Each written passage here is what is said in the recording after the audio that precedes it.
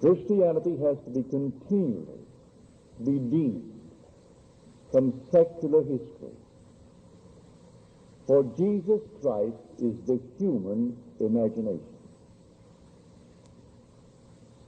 As Paul tells us in his first letter to the Corinthians, we have received not the spirit of the world, but the Spirit which is from God, that we might understand the gifts bestowed upon us by God. Now tonight we will show you one of these gifts, if you really understand who Jesus Christ is. I tell you, he is your own wonderful human imagination. That is Christ. It comes as a shock when you first hear it if you are raised in the tradition, sir, as the speaker was. I was raised in a Christian home. And naturally, like the hundreds of millions of Christians, we were taught it as secular history. A little boy who was born of a woman who knew not a man, and that his father was God, he was the Son of God, and that was the story as I was taught it. But I was searching and seeking from the time I think I can remember. I believed the story his mother taught it to him. I did believe it. And I can't tell anyone the shock that was mine. And sometimes maybe I wondered if it would not have been better to turn back, like Israel in the desert, and go back into slavery. But I couldn't any more than they could. They had to keep moving towards the promised land. For when you are disillusioned, having been taught the story, as we all have been taught it, to discover that he is not something in history. He is nearer than your breathing. In fact, he can't even be there. He is your very self. He is your own wonderful human imagination. It comes as quite a shock.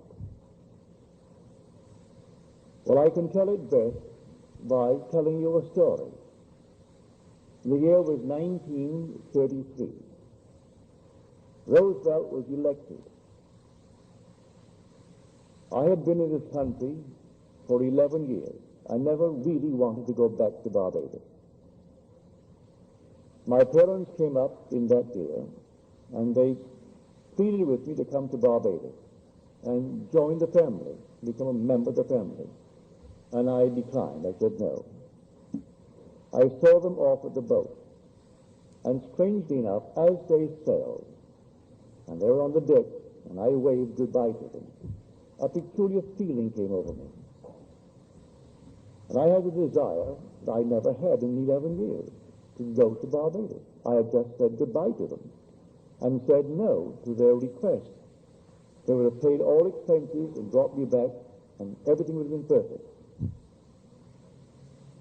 Then from the boat, I went to my old friend Abdullah.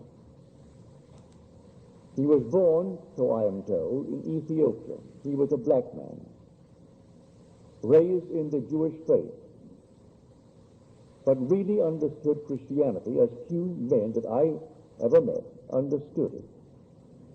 He understood the law, not the promise. He understood the law.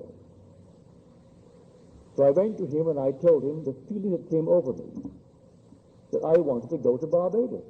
I just waved at my parents, and a peculiar feeling possessed me. And he said to me, "You are in Barbados." Well, that did not make sense to me. I'm standing in this place on 72nd Street off Central Park West. That's where he lived. He lived at 30 West 72nd Street. And here I am in this place, and he's telling me that I am in Barbados. He didn't explain what he meant. So, as the days went by, I said to him, "Ab, I am no nearer to Barbados than I was when I spoke to you." And he said to me, "If you are in Barbados, you cannot discuss the means of getting to Barbados. You must actually live in Barbados, in your imagination, as though you were there, just as if, and view the world from Barbados. If you sleep in Barbados and view the world from Barbados, the means will appear and you will go to Barbados. But as far as I am concerned, you are already in Barbados, because you desired it. That in principle, all you had to do is simply to enter it.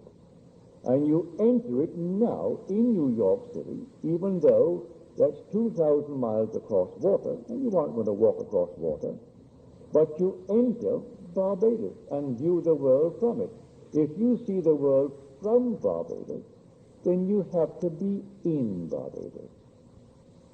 He did not explain to me then, but I learned later, that man being all imagination, man is wherever he is in imagination. And imagination is the God in man, that is the eternal body of the Lord Jesus Christ. And all things are possible to him. And by him all things were made, and without him was not anything made that was made. That what is now proven was once only imagined. These things I did not know then. He simply talked in the overall picture. But I did my best, and I stepped mentally in Barbados, in my mother's home. I looked at the world and saw it from Barbados. I saw New York City 2,000 miles to the north of it, the northwest. For we are on a certain latitude, 13 north, New York is 42 north. We are the 59th longitude, New York is the 74th. So I thought northwest, as I could imagine it. I heard the tropical noises. We call this land tropical. It really isn't tropical in the really true sense of the word. When you go into the tropics, it's something entirely different. I was born in the tropics, almost on the equator. It's an entirely different odor. Sunsets go like this. You look at the sun, and the sun disappears suddenly. A ball of red light becomes green. You're looking at the sun, and suddenly, in a matter of a split second, you're seeing a green sun. You're seeing the complement of red. So we have no twilights in Barbados. The sun goes down rapidly, from a red ball to a green ball, and you're seeing a green ball. So the whole atmosphere differs. Well, I put myself into that and felt that my mother and father were in their room, and that my brothers, those who were not yet married, were in the house. It was a huge, big, old home of ours. And there I slept. This was now late October. When it came to the end of November, I said to Ab, I am no nearer Barbados. He said, you are in Barbados. Then he turned his back on me, walked towards his bedroom, and slammed the door, which was not an invitation to follow him. If you understood Ab, he was teaching me a lesson, the lesson of faith. If I am actually sleeping in Barbados, no power in the world could interfere with my journey to Barbados. This is now late November. The last ship out of New York City, sailing for Barbados, was the 6th of December.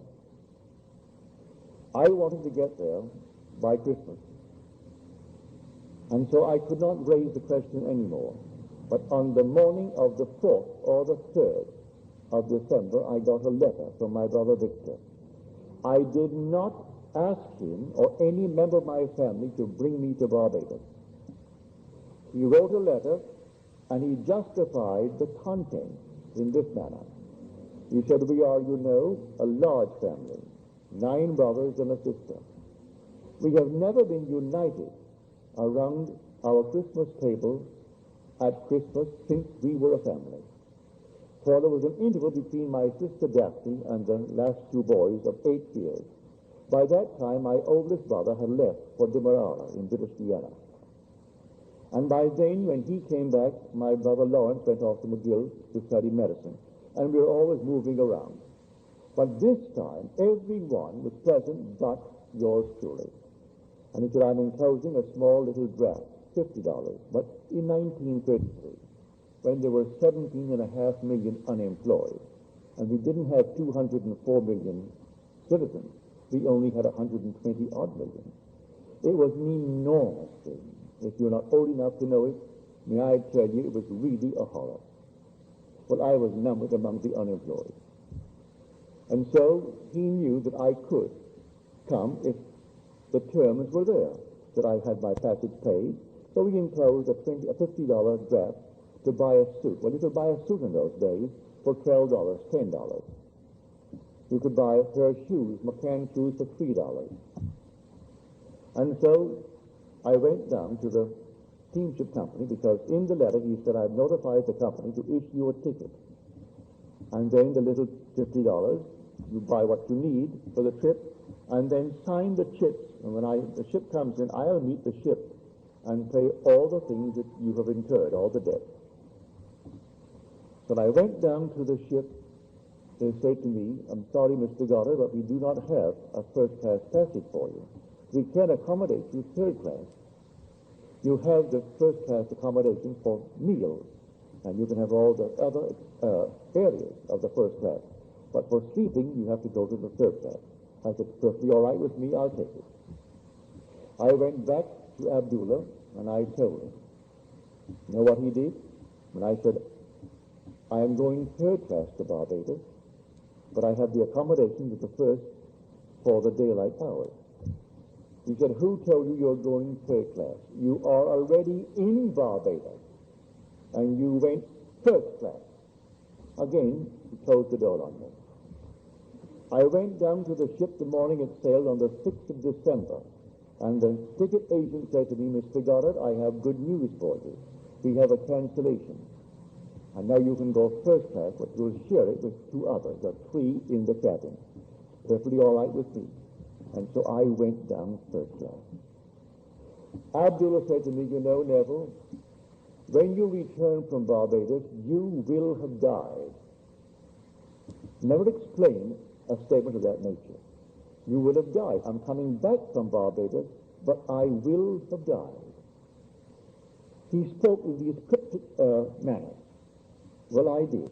I went down to Barbados. I was a strict vegetarian.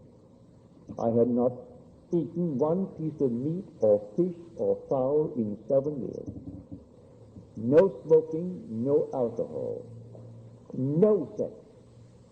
Disillusion in my first marriage, and the whole thing was simply, I became a celibate. I came back from Barbados, and in Barbados I was the same being that I was when I arrived, to the annoyance of my family. For they made all their money in groceries, selling meat, fish, alcohol, everything. And I am enjoying a trip based upon their effort, and here I am not taking what they're offering. On my way north, I did everything I had not done in 7 years. He was right. I died. That state of consciousness died. That's what died. Neville is the immortal being. That is, the inner man is immortal. I was locked in a state. The state I departed from, so as far as I am concerned, I died to that state. You see, life is nothing more than a hunger. This whole vast world is a hunger. And there are unnumbered states of consciousness from